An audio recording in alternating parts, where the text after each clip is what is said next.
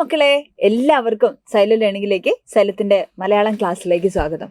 ഇന്ന് നമ്മൾ ഉരുളക്കിഴങ്ങ് തിന്നുന്നവർ എന്ന് പറയുന്ന മലയാള ഫസ്റ്റിലെ 5ാമത്തെ യൂണിറ്റിലുള്ള ഒരു പാഠഭാഗമാണ് ഉരുളക്കിഴങ്ങ് തിന്നുന്നവർ എന്ന് പറയുന്ന പാഠഭാഗം. രസമുള്ള ഒരു പാഠഭാഗമാണ്. എങ്കിലും കുറച്ച് കാര്യങ്ങളൊക്കെ നമ്മളൊന്ന് അറിഞ്ഞിരിക്കേണ്ടതുണ്ട്. ഇതിൽ നിന്ന് ചോദ്യങ്ങളൊക്കെ എല്ലാ വർഷവും ചോദിച്ച് നമ്മൾ കാണാറുള്ളതാണ്. അപ്പൊ എന്താണ് ഉരുളക്കിഴങ്ങ് തിന്നുന്നവർ എന്ന പാഠഭാഗം എന്നാണ് ടീച്ചർ പരിചയപ്പെടുത്താൻ പോകുന്നത് കേട്ടോ. അപ്പൊ നമുക്ക് നോക്കാം. ഈ ഒരു ചിത്രം അല്ലെ, ചിത്രകലയിലെ ലോക ക്ലാസിക്കുകളിൽ ഒന്ന് എന്നറിയപ്പെടുന്ന ഒരു ചിത്രമാണിത്. കുറെ ആളുകൾ ഇരിക്കുന്നു അല്ലെ, ഒരു മഞ്ഞ വെളിച്ചമുണ്ട് അല്ലെ, നിങ്ങൾ കാണുന്നില്ലേ ചിത്രം? 5 പേരായിരിക്കുന്നത്. 3 പേര് വൃദ്ധരായിട്ടുള്ള ആളുകളാണ്, ഒരു യുവതിയുണ്ട് അല്ലെ, ഒരു കുട്ടിയുണ്ട്, പുറംതിരിഞ്ഞിരിക്കുന്ന ഒരു കുട്ടിയുണ്ട്. ഈ ചിത്രം ആര് വരച്ചതാണെന്ന് അറിയാമോ നിങ്ങൾക്ക്? പൊട്ടേറ്റോ ഈറ്റേഴ്സ് എന്നാണ് ഈ ചിത്രത്തിന്റെ പേര്. ഡച്ച് ചിത്രകാരനായിട്ടുള്ള വിൻസെന്റ് വാൻ ഗോഗിന്റെ ലോകപ്രസിദ്ധമായിട്ടുള്ള ഒരു ചിത്രം, അദ്ദേഹത്തിന്റെ മാസ്റ്റർ പീസ് എന്ന് തന്നെ നമുക്ക് പറയാൻ പറ്റുന്ന ചിത്രങ്ങളിൽ ഒന്നാണ് ഈ ചിത്രം. ഓക്കെ, അപ്പോൾ നമുക്കറിയാം ഈ ചിത്രം പ്രതിനിധാനം ചെയ്യുന്നത് അല്ലെങ്കിൽ സൂചിപ്പിക്കുന്നത് യൂറോപ്പിലുണ്ടായിരുന്ന ദാരിദ്ര്യത്തെയും തൊഴിലില്ലായ്മയെയും പട്ടിണിയും ഒക്കെ കാണിക്കുന്നതാണ് ഈ ചിത്രം. ഈ മഞ്ഞ വെളിച്ചം, മഞ്ഞ നിറം എന്ന് പറയുന്നത് വിൻസെന്റ് വാൻ ഗോഗിന് വളരെ ഇഷ്ടമുള്ള ഒരു നിറമായിരുന്നു. മഞ്ഞയുടെ വിവിധ ഷെയ്ഡുകൾ എന്ന് പറയുന്നത്. അപ്പോൾ ആ മഞ്ഞ വെളിച്ചത്തിലും അവരുടെയൊക്കെ മുഖത്ത് കാണുന്ന ആ ഒരു ദൈന്യത അല്ലെ, അവരനുഭവിക്കുന്ന ജീവിതത്തിന്റെ തീക്ഷ്ണതയൊക്കെ ഈ മുഖത്ത് നമുക്ക് കാണാൻ പറ്റും. അപ്പോൾ ഈ ചിത്രം നെതർലാൻഡിലുള്ള പൊട്ടക്കിഴങ്ങ് ഉരുളക്കിഴങ്ങ് മാത്രം കൃഷി ചെയ്യുന്ന ഒരു ഗ്രാമത്തിലെ ഒരു കുടിലിൽ സ്റ്റുഡിയോ ഒക്കെ ഇട്ട് അവിടെ തന്റെ സുഹൃത്തിന്റെ ഒരു സഹായത്തോടു കൂടെയാണ് എന്ത് ചെയ്യുന്നത് വിൻസെന്റ് വാൻ ഗോഗ് അദ്ദേഹത്തിന് ഈ ചിത്രത്തെക്കുറിച്ച് പറഞ്ഞിരിക്കുന്നതാണ്. ഈ ചിത്രം വരയ്ക്കാനുള്ള ഒരു സാഹചര്യമൊക്കെ അല്ലെ. അപ്പൊ പല ആളുകളാണ്, പല വീടുകളിൽ നിന്നുള്ള പല സിറ്റുവേഷനിൽ പരസ്പരം അറിയാത്ത ബന്ധുത്വം ഒന്നുമില്ലാത്ത 5 ആളുകളെയാണ് ഈ ചിത്രം വരയ്ക്കാൻ വേണ്ടി അദ്ദേഹം തെരഞ്ഞെടുത്തിരിക്കുന്നത്. അപ്പോൾ എന്തുകൊണ്ടായിരിക്കാം അല്ലെ ഇങ്ങനെ ഒരു ബന്ധവുമില്ലാത്ത ആളുകളെ തിരഞ്ഞെടുത്തത്?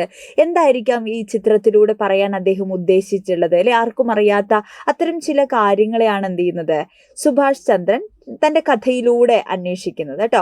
അപ്പൊ തന്റെ തന്നെ ഉള്ളിലുള്ള ഒരു നിരാശാബോധത്തെ ഒക്കെയാണ് വിൻസെന്റ് വാൻ ഗോഗ് ഈ ചിത്രത്തിലൂടെ അടയാളപ്പെടുത്തിയത് എന്ന് നമുക്ക് കരുതാം. ഓക്കെ, അപ്പൊ അങ്ങനെ ഈ ചിത്രവും ഈ കഥയും തമ്മിൽ വളരെ പ്രധാനപ്പെട്ട കുറച്ച് ബന്ധങ്ങളുണ്ട്. ആ ബന്ധത്തെക്കുറിച്ചൊക്കെയാണ് ഈ കഥയിൽ എന്ത് ചെയ്യുന്നത് പറയുന്നത്. ഓക്കെ, അപ്പൊ ഏറ്റവും പ്രധാനപ്പെട്ട കുറച്ച് ചോദ്യങ്ങളിലൂടെ എന്ത് ചെയ്യുക ടീച്ചർ അതൊന്ന് വിശദീകരിച്ചു തരാം. വിൻസെന്റ് വാൻ ഗോഗിന്റെ ഉരുളക്കിഴങ്ങ് തിന്നുന്നവർ, പൊട്ടറ്റോ ഈറ്റേഴ്സ് എന്നാണ് അദ്ദേഹത്തിന്റെ ചിത്രത്തിന്റെ പേര്, എന്ന ചിത്രവും സുഭാഷ് ചന്ദ്രന്റെ കഥയും തമ്മിൽ എങ്ങനെ ബന്ധപ്പെട്ടിരിക്കുന്നു? അതാണ് ചോദ്യം അല്ലെ. അത് പ്രധാനപ്പെട്ട നമുക്ക് ചോദിക്കാൻ സാധ്യതയുള്ള ഒരു പരീക്ഷാ ചോദ്യം കൂടെയാണ്. ചിത്രത്തിലെ കഥാപാത്രങ്ങൾ തന്നെയാണ് എവിടെയുമുള്ളത്, കഥയിലുമുള്ളത്. ഖനികളും മഞ്ഞും നിറഞ്ഞ നെതർലാൻഡിലെ കർഷക തൊഴിലാളികളുടെ നേർ ചിത്രമാണ് ഈ ചിത്രത്തിന്റെ പശ്ചാത്തലമായി, ഈ വാൻ ഗോഗ് വരച്ചിരിക്കുന്ന ചിത്രത്തിന്റെ പശ്ചാത്തലമായി കൊടുത്തിരിക്കുന്നത്. ഖനികളും മഞ്ഞും ഒക്കെ അല്ലെ നിറഞ്ഞ പശ്ചാത്തലമാണ് അല്ലെ കഥയുടെയും പശ്ചാത്തലം. അതായത് ചിത്രത്തിന്റെ പശ്ചാത്തലം തന്നെയാണ് സുഭാഷ് ചന്ദ്രന്റെ ഉരുളക്കിഴങ്ങ് തിന്നുന്നവർ എന്ന് പറയുന്ന കഥയുടെയും പശ്ചാത്തലം കേട്ടോ. അപ്പൊ നിരാശയും ഈ ചിത്രത്തിന്റെ അകത്തെ ഇവിടെ ഉരുളക്കിഴങ്ങാണ് കഴിക്കുന്നത് കേട്ടോ. ഉരുളക്കിഴങ്ങ് ഭക്ഷിച്ചിട്ടാണ് ജീവിക്കുന്നത്. അതും വളരെ പ്രധാനപ്പെട്ടതാണ്. അപ്പോൾ നിരാശയും ദാരിദ്ര്യവും ഒക്കെ നിറഞ്ഞിരിക്കുന്ന മുഖഭാവമാണ് ചിത്രത്തിലുള്ളവർക്ക്, ഓരോ കഥാപാത്രത്തിനും. ഇതേ ഭാവം തന്നെയാണ് കഥാകൃത്ത് കഥയിലും ആവിഷ്കരിച്ചിരിക്കുന്നത് അല്ലെ. ചിത്രത്തിലെ റാന്തൽ വിളക്ക് സന്ധ്യാസമയത്തിന്റെ സൂചന, മഞ്ഞ വെളിച്ചം സന്ധ്യാസമയത്തിന്റെ സൂചന നൽകുന്നു. അതേ സമയ സൂചന കഥയും എന്ത് ചെയ്യുന്നുണ്ട് നൽകുന്നുണ്ട്. അപ്പൊ മഞ്ഞ വെളിച്ചത്തിന് കഥയിലും ചിത്രത്തിലും ഒരേ പ്രാധാന്യമുണ്ട് എന്ന് നമ്മൾ തിരിച്ചറിയണം. ചിത്രം എന്താണ്? നിശ്ചലമാണ് അല്ലെ, ചലിക്കാത്തതാണ്. അപ്പൊ ഒരു മുഹൂർത്തം മാത്രമാണ് എന്ത് ചെയ്യുന്നത് ചിത്രീകരിക്കുന്നത്. എന്നാൽ കഥയിൽ പക്ഷെ എന്തുണ്ട്? ചലനങ്ങളുണ്ട്. ഇങ്ങനെ അനേകം കഥാപാത്രങ്ങളും ആ ചിത്രത്തെ ഒരു കഥയായി രൂപപ്പെടുത്തുകയാണ് ആര് ചെയ്തിട്ടുള്ളത്? സുഭാഷ് ചന്ദ്രൻ ചെയ്തിട്ടുള്ളത്. അപ്പൊ ഏറ്റവും ബേസിക് ആയിട്ട് നമ്മൾ മനസ്സിലാക്കേണ്ട കാര്യം, ഇതൊരു ചിത്രമാണ്, പൊട്ടറ്റോ ഈറ്റേഴ്സ് എന്ന് പറയുന്ന ഒരു ചിത്രം അല്ലെ. ആ ചിത്രത്തിന്റെ ആ ഭാവമാണ് എന്ത് ചെയ്തിരിക്കുന്നത്, അതിൽ നിന്നുണ്ടായ ചോദ്യമാണ് സുഭാഷ് ചന്ദ്രൻ ഇങ്ങനെ ഒരു കഥ എഴുതാൻ പ്രേരിപ്പിച്ചിട്ടുള്ളത് എന്നുള്ളതാണ്. അപ്പൊ ഇതൊരു പ്രധാനപ്പെട്ട ചോദ്യമാണ്. ഒരു ചോദ്യം കൂടെ നമുക്ക് പരിചയപ്പെടാം. ഇതിൽ നിന്ന് ചോദിക്കാൻ സാധ്യതയുള്ള ഒരു ചോദ്യം: ഇടം വലം ഉലഞ്ഞ വീട് അടുത്തു വരുന്നു. ഈ പ്രയോഗം നൽകുന്ന അർത്ഥസാധ്യതകളെ കുറിച്ചാണ് അല്ലെ. പ്രീവിയസ് ഇയർ ചോദ്യമാണ്. വീടിന്റെ ഉലച്ചിലല്ലാതെ എന്തിനെ കുറിച്ചാണ് പറയുന്നത്? മകന്റെ മരണം അല്ലെ, കഥാപാത്ര അല്ലെ, ഒരു പ്രധാനപ്പെട്ട കഥാപാത്രത്തിന്റെ സൂചനകളാണ് അല്ലെ. അപ്പൊ ആ മരണമറിഞ്ഞ അദ്ദേഹത്തിന്റെ ഉലച്ചിലാണ് എന്ത് ചെയ്യുന്നത് നമ്മളിവിടെ കാണുന്നത്. മിറലിന്റെ അസ്വസ്ഥമായ ചിന്തകളുടെ സൂചനയാണ് ഈ ഉലച്ചിൽ എന്ന് പറയുന്ന പ്രയോഗത്തിലൂടെ നൽകുന്നത് അല്ലെ.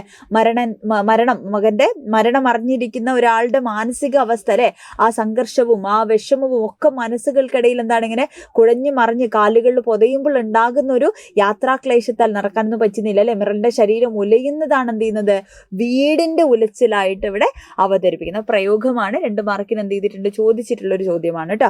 അപ്പൊ ഇതാണ് നമ്മളുടെ ഉരുളക്കിഴങ്ങ് തിന്നുന്നവർ എന്ന് പറയുന്ന പാഠഭാഗം. കഥാപാത്ര നിരൂപണങ്ങൾ ചോദിക്കും അല്ലെ. പാഠഭാഗം എന്ത് ചെയ്യണം, കൃത്യമായിട്ട് വായിക്കണം. മിറലിനെയൊക്കെ നമ്മളോട് ചോദിക്കുന്ന ഒരു കഥാപാത്ര നിരൂപണമാണ്. വർഷങ്ങളായിട്ട് പ്രീവിയസ് ക്വസ്റ്റ്യൻ നോക്കിയാൽ നിങ്ങൾക്ക് മനസ്സിലാവും. അപ്പോൾ ഇതാണ് പൊട്ടറ്റോ ഈറ്റേഴ്സ് എന്ന് പറയുന്ന കഥയുടെ ഒരു അടിസ്ഥാനം എന്ന് പറയുന്നത്. ടെക്സ്റ്റ് നന്നായിട്ട് വായിക്കുക. വേറെ ഏതെങ്കിലുമൊക്കെ പാഠഭാഗം മലയാളം ഫസ്റ്റിൽ നിങ്ങളെ ബുദ്ധിമുട്ടിക്കുന്നൊക്കെ ഉണ്ടെങ്കിൽ എന്ത് ചെയ്യണം, മക്കൾ കമൻറ്റ് ചെയ്യണം. ഉഷാറായിട്ട് പഠിക്കണം, അടിപൊളിയായിട്ട് അല്ലേ. പാഠഭാഗങ്ങളൊക്കെ നമുക്ക് എന്ത് ചെയ്യണം, പഠിച്ചെടുക്കണം. A+ വാങ്ങണ്ടേ, A+ന്റെ അപ്പുറത്തേക്ക് 40 മാർക്ക് നമുക്ക് ഉറപ്പിക്കണ്ടേ. അപ്പോൾ ഉഷാറായിട്ട് പഠിച്ചു തുടങ്ങുക, പഠിച്ചോളുക അല്ലെ. റിവിഷനൊക്കെ ചെയ്തോളുക, എല്ലാ പാഠവും ക്ലിയർ ആയിട്ട് വായിക്കുക, ഉഷാറായിട്ട് ഇരിക്കുക കേട്ടോ. All the best.